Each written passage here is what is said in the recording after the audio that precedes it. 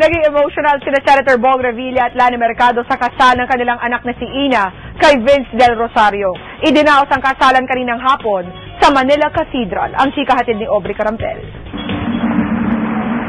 Hindi mapigilang maluha ni Senator Bong Revilla at asawang si Lani Mercado habang inihahatid sa altar si Ina. Si Ina lumuluha rin. Si Vince naman bakas ang kaba. Ang kasal ay dinuluhan ng mga kilalang personalidad sa showbiz at politika. Sa pagtatapos ng seremonya, bakas ang tuwa sa mukha ng mga bagong kasal. May I now present to you Mr. Vince and Mrs.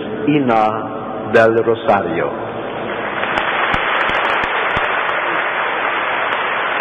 Handa na raw silang harapin ang bagong yugto ng kanilang buhay bilang mag-asawa. Mula Manila Cathedral, tumuloy ang mga bagong kasal at mga bisita nila sa Makati, Shangri-La para sa reception kung saan inaasahang dadalo ang may 600 bisita. Aubrey Carampel, updated sa Showbiz Happenings.